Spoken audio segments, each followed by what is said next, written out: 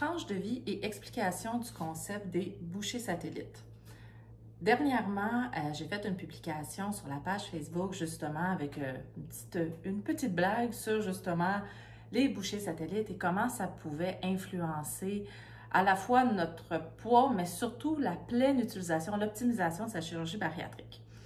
Mais justement, c'est pas tout le monde qui est familier avec le concept, puis c'est un peu, j'ai le goût de dire, normal, puisque à ma connaissance, je pense que je suis la première à utiliser ce nom-là comme concept de bouchée satellite. Donc, je voulais vous expliquer sommairement ce que c'est de façon très, à nouveau, spontanée. Parce que je suis en train de faire de la pizza, littéralement. Puis d'ailleurs, j'aurais pu faire le ménage du comptoir avant. Je ne l'ai pas fait. Mais, mais les bouchées satellites et justement en quoi ça a un impact, même si on ne s'en rend pas compte. Donc, qu'est-ce que c'est? Je vous explique. D'ailleurs, si c'est la première fois que vous écoutez une de mes vidéos, salut, je m'appelle Evelyne, je suis nutritionniste diététiste, je travaille en chirurgie bariatrique et je prends plaisir à expliquer, vulgariser certains concepts, mais surtout essayer d'accompagner le mieux possible dans cette belle aventure des personnes qui font le choix d'avoir recours à la chirurgie. Donc, je disais, je suis en train de faire de la pizza, je fais la pâte, à la fin du vidéo, je vous donnerai la recette. En tout cas, recette approximative, mais recette quand même. Donc, j'étais en train de faire la pâte, étire ça. D'ailleurs, qui va être prête dans 15 minutes. Je n'avais pas pensé vérifier le temps avant de partir de la vidéo. Et en arrière-plan, on voit le chien qui se gratte. C'est toujours génial, ces vidéos-là, spontanées. Donc, je fais la pâte à pizza, j'étire, je sors mon fromage, du mozzarella, tout ce qui est plus simple. La râpe à fromage, commence à faire mon râpage de fromage. Et évidemment, j'arrive à la toute fin. Et bien là, j'ai beau être prudente, je garde un morceau un petit peu plus gros parce que je n'ai pas le goût de me rafler le bout des doigts, de me couper un ongle. Bref, j'ai le droit de ne pas vouloir me casser un ongle. Et bon, je continue, je mets ma petite sauce tomate et je me retourne. Et qui d'autre que mon cher Christian qui arrive en courant pour voir qu'est-ce que je suis en train de faire. Et qui, pour ceux qui ne le sauraient pas, Christian, qui est mon conjoint et qui a eu recours à une SADI, donc une des interventions chirurgicales qui est disponible ici au Québec, il y a un petit peu plus que 2 ans. Et justement, il voit le morceau de fromage un petit peu plus gros et il essaye de me le voler, comprenez-vous? Voler, dans le sens que, hey, il est trop gros pour aller mettre sur la pizza pour le petit fromage. Là. Donc oui, il nous en a resté. C'est pas qu'on n'en avait pas assez. Mais il a voulu prendre ce morceau-là parce que c'est là, parce que c'est bon, parce que ça fait partie de ses préférences alimentaires, mais que c'était hors prise alimentaire. C'était pas lors d'un repas, c'est pas une collation. Bon, dans ce cas-ci, à la limite, pour lui, ça aurait été presque considéré comme une bouchée étoile filante. Voyons, satellite, étoile filante, l'astrologie, s'il vous plaît. Une bouchée satellite, c'est une bouchée qui tourne autour, hein, comme un satellite, autour de la préparation du repas. Donc, dans ce cas-ci, en train de râper le fromage, le morceau est un peu trop gros, j'arrête, je le consomme, bien, je l'appellerai une bouchée satellite parce qu'il ne fait pas partie ni du repas, mais ni, justement, là, ça devient justement pas ni satisfaisant parce qu'on n'a pas nécessairement faim, on a de la place, ça rentre, il y a sans inconfort, mais ça ne fait pas partie d'une prise alimentaire. Et le fait de consommer régulièrement des bouchées satellites comme ça, particulièrement en contexte de chirurgie, bien, ce que ça peut faire, c'est que lorsqu'on arrive au vrai repas, bien, on est déjà rassasié ou après 4-5 bouchées, fin du repas, 4-5 bouchées, ça peut à la longue créer de la frustration, un deuil de l'abondance, ça peut créer justement une forme d'inappétence parce que ça décourage de manger si peu.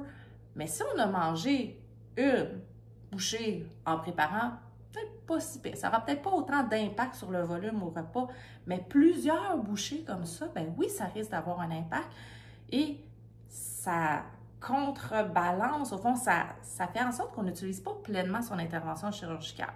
Donc, bouchée satellite qui tourne autour des repas, autour de la préparation. Là, je disais qu'à la limite, Christian, c'était plus une bouchée étoile filante parce que c'est pas lui qui était en train de préparer le repas. Lui était littéralement de passage. Donc, il passait dans la cuisine. Oh, ça a l'air bon, ça. Je le prends. Bon, si je n'avais pas été là pour l'achaler un petit peu, parce que qui dit support dit aussi s'achaler affectueusement, pour lui dire, qu'est-ce que tu fais là? Puis là, finalement, je lui ai tapé ses doigts. Bref, tranche de vie personnelle ici. Mais aurait pu très facilement consommer cette bouchée-là sans en prendre conscience pleinement, là, pas qu'il n'était pas là, mais sans la savourer, puis surtout sans nécessairement l'apprécier et sans s'en souvenir par la suite. À la fin de la journée, on lui aurait demandé « Qu'est-ce que tu as mangé aujourd'hui? » Les chances qu'il parle de la bouchée de fromage ramassée sur le fly en bon québécois, pas parce qu'il essaye de mentir, pas parce que justement il essaye de dissimuler de l'information puis qu'il ne veut pas dire la vérité, mais tout simplement parce que ça s'est tellement passé rapidement, spontanément, que c'est un peu comme si ça disparaissait.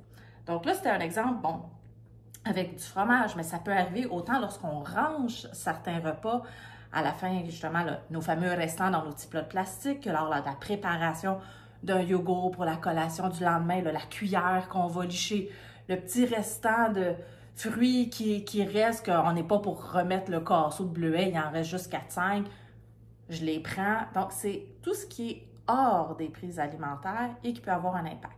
Donc, c'est sûr que quand on travaille justement avec une nutritionniste qui comprend justement ces subtilités-là, justement que ce soit avec moi, une des nutritionnistes de mon équipe, Laurence, Sarah Julie, bien, veut pas, on a des trucs, on a justement le premier élément d'en prendre conscience. Puis comment est-ce qu'on va travailler ça? Bien, ça fait partie des sujets qu'on peut évidemment aborder avec vous, puis vous accompagner dans votre parcours. D'ailleurs, j'en parlais lors du podcast La poche gastrique avec... Lors de l'enregistrement, j'en parlais un petit peu, mais très sommairement. Donc aujourd'hui, je voulais peut-être décrire un petit peu plus avec détail, même si c'était très on the spot. Ceci étant dit, la recette de pâte à pizza. En fait, il faut savoir que je suis très mauvaise pour suivre une recette. En fait, c'est presque impossible pour moi. Je suis toujours en train de changer quelque chose qui fait en sorte aussi que j'ai de la misère à refaire les mêmes recettes parce que je ne sais pas comment je l'ai modifiée la dernière fois. Ceci étant dit, puisqu'elle vient juste d'être faite, et ce qui veut dire aussi que des fois, le temps de cuisson, il faut l'ajuster. Donc, 2 tasses de farine. Dans ce cas-ci, j'ai pris de la farine blanche, très simple. 2 tasses de yogourt grec nature. 2...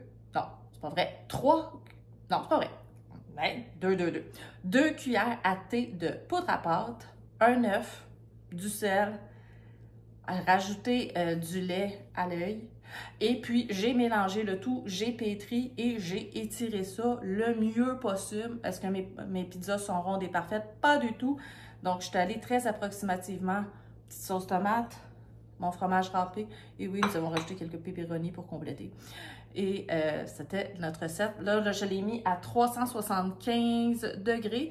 Et là, je le teste avec un 28 minutes de cuisson.